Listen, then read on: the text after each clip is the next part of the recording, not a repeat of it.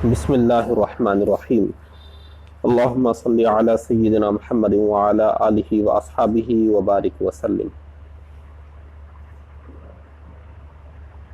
دینیات course یعنی فرض علوم کورس میں پہلا سبجیکٹ عقائد اسلامیہ کا ہے، جس کے لیے بنیادی کتاب ہمارا اسلام پڑھائی جا رہی ہے۔ پہلا حصہ مکمل ہو چکا ہے، دوسرا حصہ شروع ہو چکا ہے۔ سبق نمبر 2 ہمارا اسلام حصہ دوم، صفحہ نمبر 5، سبق نمبر 2 نکال لیجیے۔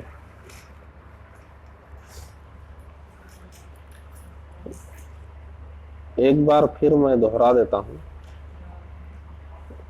اس کتاب میں کم الفاظ استعمال کیے گئے ہیں تاکہ زبانی یاد کرنے میں آسانی ہو۔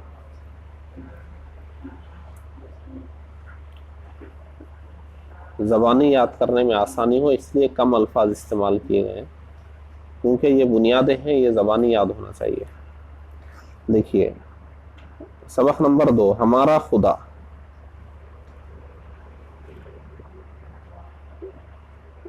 ایمان مفصل جس طریقے سے بچوں کو یاد کرایا جاتا ہے، اسی ترتیب پر یہاں عقائد بیان ہو رہے ہیں۔ سب سے پہلے دیکھیے آمنت باللہ، میں اللہ پر ایمان لایا۔ تو اللہ پر ایمان کس طرح لانا ہے وہ باتیں اس میں بیان ہوں گی۔ اللہ پر ایمان لانے کا مطلب اللہ کو ماننا۔ تو اللہ کو کیا ماننا، کیسے ماننا، یہ ضروری ہے۔ تو بہت لوگ ہیں اللہ کو ماننے والے، اللہ کو بھی مانتے ہیں، دوسروں کو بھی مانتے ہیں۔ تو صرف ماننے کی بات کرنے سے نہیں ہوگا، کیا ماننا، کیسا ماننا، یہ ضروری ہے۔ سوال دیکھیے، اللہ تعالیٰ کے ساتھ مسلمانوں کا کیا عقیدہ ہونا چاہیے؟ جواب، اللہ ایک ہے، اس کا کوئی شریک نہیں، وہی اس کا مستحق ہے کہ اس کی عبادت و پرستش کی جائے۔ اللہ ایک ہے، یہ سب الفاظ یاد کر لینے کے ہیں زبانی۔ اللہ ایک ہے، اس کا کوئی شریک نہیں، وہی اس کا مستحق ہے کہ اس کی عبادت و پرستش کی جائے۔ نہ وہ کسی کا باپ ہے نہ بیٹا، نہ اس کی بیوی، نہ اس کی کوئی اولاد، اور نہ اس کا کوئی ہمسر و برابر۔ یہود و نصارہ کا عقیدہ ہے نا، عیسیٰ علیہ السلام کو بیٹا کہتے ہیں، تو اسی کی نفی کرنا ہے کہ وہ کسی کا باپ نہیں ہے۔ کسی کا باپ نہیں ہے تو رد ہو گیا نا کہ عیسیٰ علیہ السلام بیٹے نہیں ہیں۔ ہاں، اور وہ بھی کسی کا بیٹا نہیں ہے، رشتوں سے پاک ہے۔ نہ اس کی بیوی، بعض عیسائی کہہ رہے ہیں حضرت مریم رضی اللہ عنہ کو بیوی کہتے ہیں، اس کی نفی ہو جائے گی یہاں، غلط عقیدہ، کوئی نہیں ہے، اس کی کوئی اولاد نہیں ہے، نہ اس کا کوئی ہمسر و برابر۔ مشرکین مکہ بتوں کو بھی اللہ کے برابر کر دیتے، تو اللہ کے برابر بھی کوئی نہیں ہے۔ تو مشرکین کا بھی رد ہو گیا، اس میں یہود و نصارہ کا بھی ہو گیا۔ تو اسلامی عقیدہ کیا نکل کر آیا؟ اللہ ایک ہے، اللہ ایک ہے کہتے ہی مشرکین کا رد ہو گیا، کیونکہ وہ ایک سے زیادہ مانتے ہیں، اور اس کا کوئی شریک نہیں۔ ان لوگوں کا رد ہو گیا جو اللہ کو خدا ماننے کے ساتھ ساتھ بتوں کو بھی خدا مانتے ہیں، خدائی میں شریک کرتے ہیں۔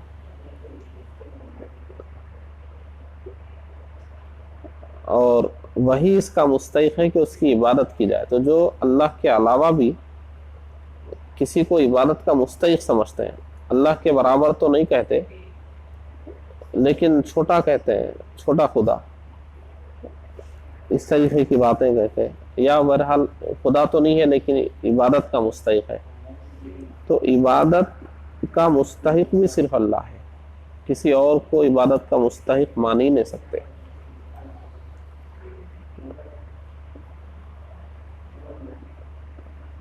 تو اس میں اسلام کے مخالف جتنے نظریات ہیں سب کا رد ہو گیا. اللہ ایک ہے، اس کا کوئی شریک نہیں، وہی اس کا مستحق ہے کہ اس کی عبادت و پرستش کی جائے. نہ وہ کسی کا باپ ہے، نہ بیٹا، نہ اس کی بیوی، نہ اس کی کوئی اولاد، اور نہ اس کا کوئی ہمسر و برابر. نمبر 2 دیکھیے، اللہ تعالیٰ کی ذات تمام کمالات اور خوبیوں والی ہے. ہر کمال اور ہر خوبی اس کی ذات میں جمع ہے. وہ ہر قسم کے عیب و نقص اور کمزوری سے بری اور پاک ہے. جس طرح ہر کمال اس کے اندر ہے، ایسے ہی ہر خوبی، ہر عیب سے، ہر خامی سے وہ پاک ہے. تو عیب اور نقص، کمزوری سے وہ پاک ہے. وہ ہر ایسی صفت سے پاک ہے جس سے عیب یا نقص یا کسی دوسری چیز کی طرف احتیاج لازم آئے.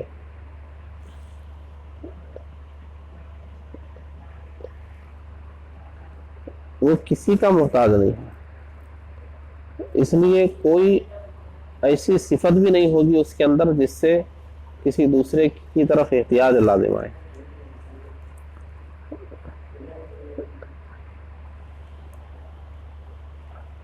مثال کے طور پر اگر سمجھنا ہو تو جس کو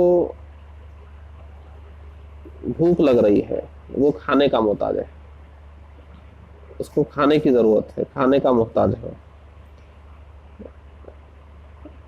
اور جو جسم رکھتا ہے اسے کوئی جسم پیدا کرنے والے کی ضرورت ہے کہ کسی نے اس کا جسم بنایا تو وہ بنانا، تو بنانے والے کا محتاج ہے.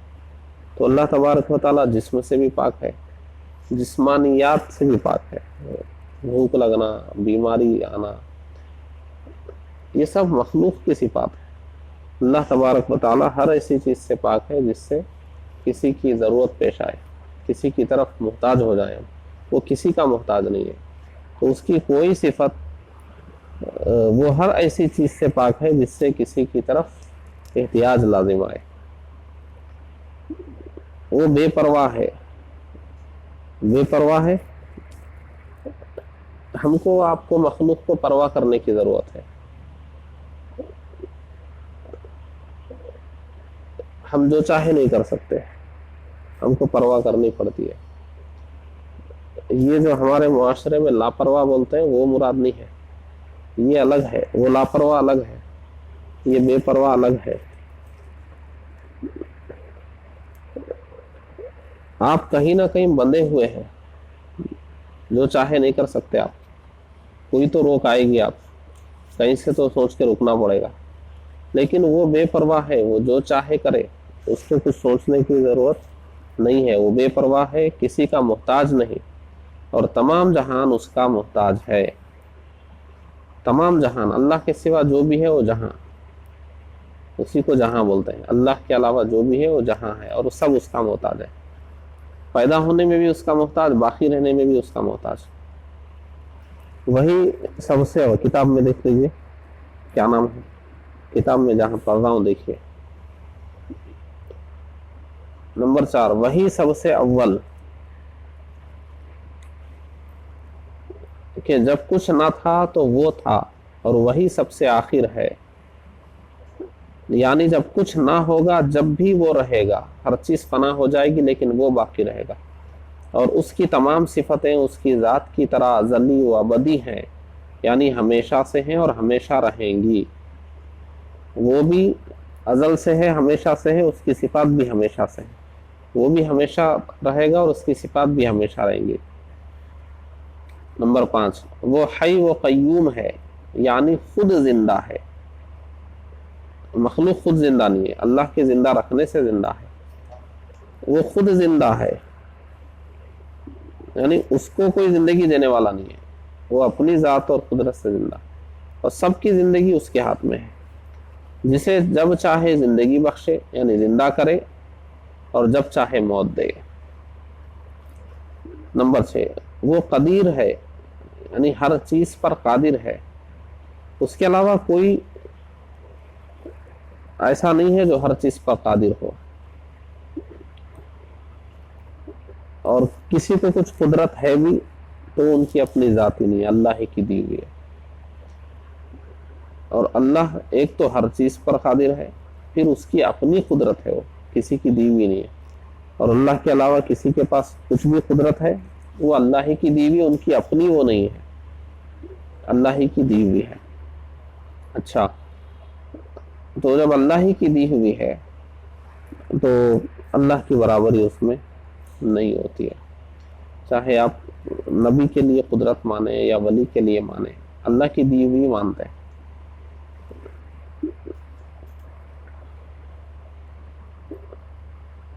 بڑی طاقت اور قدرت والا ہے، جو چاہے اور جیسا چاہے کرے، کسی کو اس پر قابو نہیں۔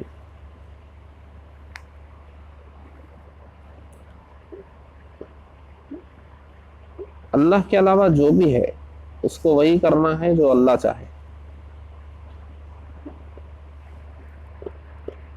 لیکن اللہ وہ ہے وہ جو چاہے کرے،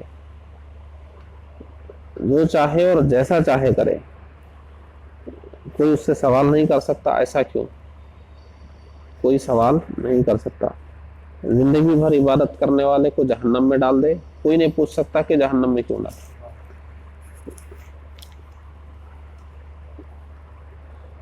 وہ سمیع ہے، ہر پکارنے والے کی پکار اور آواز سنتا ہے۔ زمین پر چونٹی کے چلنے کی آہٹ اور مچھر کے پروں کی آواز تک وہ سنتا ہے۔ انسان جو سنتا ہے، ایک تو وہ اپنے ارد گرد کی آواز سنتا ہے، ہر آواز نہیں سنتا جو دنیا میں پیدا ہو رہی ہے، اور وہ ہر آواز سنتا ہے، چھوٹی بڑی سب سنتا ہے، اور اپنی قدرت سے سنتا ہے۔ وہ بصیر ہے، یعنی ہر چیز دیکھتا ہے، کوئی چیز اندھیرے میں ہو، اجالے میں ہو، نزدیک ہو یا دور ہو، بڑی ہو یا چھوٹی ہو، اس سے چھپی ہوئی نہیں ہے۔ اور انسان جو دیکھتے ہیں اس کی ایک حد ہے، چیز اتنی بڑی ہونی چاہیے تو ہی نظر آئے گی، اجالے میں ہونا چاہیے، پھر آنکھ سے اتنی دوری پہ ہونا چاہیے، یہ سب چیزیں ہیں۔ اور یہ دکھ رہی ہے تو وہ نہیں دکھ رہی، ادھر دیکھیے ادھر کی چیز غائب نظروں سے، ادھر دیکھیے ادھر سے غائب، لیکن وہ ہر وقت ہر چیز دیکھتا ہے، چھوٹی سے چھوٹی، بڑی سے بڑی، سب کچھ۔ وہ عالم ہے، یعنی ہر چیز کی اس کو خبر ہے، جو کچھ ہو رہا ہے یا ہو چکا یا آئندہ ہونے والا ہے، سب اللہ کے علم میں ہے۔ ہماری گفتگو، ہماری نیتیں، ہمارے ارادے جو ہمارے سینوں میں پوشیدہ چھپے ہوئے ہیں، سب اسے معلوم ہے، ایک ذرہ اس سے پوشیدہ نہیں۔ نمبر 10، تمام چیزیں اسی کے ارادہ و اختیار سے ہیں، جس کو چاہتا ہے وہی چیز ہوتی ہے، اور وہ جسے نہ چاہے ہرگز نہیں ہو سکتی۔ اس کی مشیت کے بغیر کوئی کچھ نہیں کر سکتا، پرندہ پر نہیں مار سکتا، کوئی ذرہ بغیر اس کے حکم کے ہل نہیں سکتا۔ جو کچھ بھی ہو رہا ہے اللہ کی مشیت اور ارادہ ہے، اسی لیے ہو رہا ہے۔ اللہ کی مشیت اور ارادہ نہ ہو تو کچھ نہیں ہو سکتا۔ آگ جلا رہی ہے، اللہ کی مشیت اور ارادے سے ہی جلا رہی ہے۔ پانی پیاس بجھا رہا ہے، اللہ کے ارادے اور مشیت سے ہی۔ کھانا بھوک مٹا رہا ہے، اللہ کے ارادے اور مشیت سے۔ اگر اللہ کا ارادہ اور مشیت نہ ہو تو یہ چیزیں اپنا یہ کام نہیں کر سکتی۔ تمام چیزیں اسی کے ارادہ و اختیار سے ہیں، جس کو چاہتا ہے وہی چیز ہوتی ہے، اور وہ جسے نہ چاہے ہرگز نہیں ہو سکتی۔ اس کی مشیت کے بغیر کوئی کچھ نہیں کر سکتا، پرندہ پر نہیں مار سکتا، کوئی ذرہ بغیر اس کے حکم کے ہل نہیں سکتا۔ نمبر 11، وہی ہر چیز کا خالق، پیدا کرنے والا ہے، اور جو کچھ ہم کرتے ہیں اسی نے پیدا کیا، سوائے اللہ کے اور کوئی کسی چیز کا خالق نہیں۔ وہ اکیلا تمام جہان کا پیدا کرنے والا ہے، ہر چھوٹی بڑی چیز اسی کی مخلوق، اسی کی پیدا کی ہوئی ہے۔ جس چیز کو پیدا کرنا چاہتا ہے کن کہہ کر پیدا کر دیتا ہے۔ تو خالق وہی ہے ہر چیز کا۔ باقی جس کو کہا جاتا ہے یہ بنایا وہ بنایا، تو اس کا ایک خاص مطلب ہے۔ جیسے کسی کے بارے میں کہیں کہ وہ بڑائی نے کرسی بنائی، تو کرسی وہ بنانے والا ہے، تو لکڑی کو ایک خاص طریقے سے جوڑ دیا، بس لکڑی تو وہ نہیں بنایا نا، وہ تو اللہ ہی نے پیدا کی ہے لکڑی کو، تو وہ مجازن بولا جاتا ہے۔ ہر چیز کا پیدا کرنے والا وہی ہے، تو اس کے علاوہ کسی نے کچھ نہیں پیدا کیا ہے۔ اور یہ جو بنایا بنایا بنایا بولتے ہیں، بنایا کچھ نہیں، جو ہے اسی کو تھوڑا بہت ادھر ادھر کر دیا، بس بنایا کچھ نہیں۔ اس کا جو مادہ ہے وہ اللہ ہی کا بنایا ہوا ہے۔ یہ گھر انسانوں نے بنایا، مگر یہ مٹی تو انسانوں نے نہیں بنائی، تو اللہ ہی کی بنائی ہوئی مٹی سے اینٹیں بنی، تو انسان بنانے والا کہاں ہوا؟ وہ مٹی کو ایسے رکھ دیا بس ترتیب سے، ادھر سے ادھر کر دیا، بنایا کیا انسان؟ تو انسان بنایا کچھ نہیں، جو چیز ہے اسی کو لیا اور اس کو کچھ کر دیا، بس ڈھال دیا ایسے ویسے بس۔ تو خالق وہی ہے، باقی کوئی کچھ نہیں پیدا کر سکتا۔ کچھ مت لیجئے اور کوئی چیز بنا دیجئے، مٹیریل مت لیجئے، کوئی مٹیریل لیے بغیر کچھ بنائیے۔ آپ کیا بنا سکتے ہیں؟ ایک گاڑی بھی نہیں بنا سکتے۔ اتنے بڑے جہاز بن رہے ہیں تو اس کا مٹیریل مل رہا ہے قدرتی طور پہ تو ہی بنا رہے ہیں نا، کچھ نہیں ملا آپ بنائیے، کیا بنائیں گے؟ کچھ بھی نہیں بنا سکتے۔ ماچس کی تلی ہوتی ہے نا، ماچس کی تلی، وہ بھی نہیں بنا سکتے، کچھ نہیں ہے، ماچس کی تلی بنائیے، آپ کیسے بنائیں گے؟ لکڑی چاہیے نا، اس کے لیے بھی گندھک چاہیے، سب چاہیے۔ انسان کچھ بنانے والا نہیں ہے، سب اللہ نے بنایا ہے، انسان اس کو جوڑتا ہے بس۔ تو وہی ہے، دیکھیے وہی رازق ہے، چھوٹی سے چھوٹی اور بڑی سے بڑی مخلوق کو رزق پہنچاتا ہے اور روزی دیتا ہے، اور وہی ہر چیز کی پرورش کرتا ہے، وہی رب العالمین ہے، وہی رازق ہے، رزق وہی دیتا ہے۔ اور کسان کیا کرتا ہے؟ کسان دانہ زمین میں ڈالتا ہے بس، لیکن پودا اگانا کس کا کام ہے؟ وہ اللہ ہی کا فعل ہے نا، اس میں جو دانہ بن رہا ہے وہ اللہ ہی کا فعل ہے۔ کسان کا کام کیا ہے؟ وہ بس ایک دانہ زمین میں ڈال دیا، اور وہ دانہ جو زمین میں ڈالا وہ دانہ بھی اللہ ہی کا بنایا ہوا، اس کا بنایا ہوا بھی نہیں ہے۔ تو رزق دینے والا کون ہے؟ اللہ ہی ہے۔ اچھا، وہی کلام بھی کرتا ہے، تمام آسمانی کتابیں، وہ کلام بھی کرتا ہے، تمام آسمانی کتابیں اور قرآن کریم سب اللہ تعالیٰ کا کلام ہے۔ اللہ تعالیٰ کس چیز سے دیکھتا اور سنتا ہے؟ اللہ تعالیٰ کی صفتیں بھی اس کی شان کے مطابق ہیں۔ بے شک وہ سنتا ہے، دیکھتا ہے، کلام کرتا ہے، مگر ہماری طرح دیکھنے کے لیے آنکھ کا، سننے کے لیے کان کا اور کلام کرنے کے لیے زبان کا محتاج نہیں۔ وہ بے کان کے سنتا ہے، اور اس کے سننے کے لیے ہوا کے واسطے کی بھی ضرورت نہیں۔ ہمارے کان میں ہوا آواز کو لے کے کان میں آتی ہے، تب وہ ہم کو آواز سنائی دیتی ہے نا۔ بے آنکھ کے دیکھتا ہے، اور دیکھنے کے لیے روشنی کا بھی محتاج نہیں، ہم روشنی ہوگی تبھی دیکھ سکیں گے۔ اور بے زبان کے بولتا ہے، اور اس کا کلام آواز و الفاظ سے بھی پاک ہے۔ تو وہی ہے، دیکھیے یہ اس طریقے کی صفتیں ہیں اللہ تبارک و تعالی۔ یہ سب چیزیں اللہ تبارک و تعالی کے بارے میں اسلام کہتا ہے، اور یہی ہم کو ماننا ہے۔ آگے جب بڑی کتابوں میں جائیں گے اور مزید تفصیلات آئیں گی، الفاظ سارے یاد رکھ لیجیے۔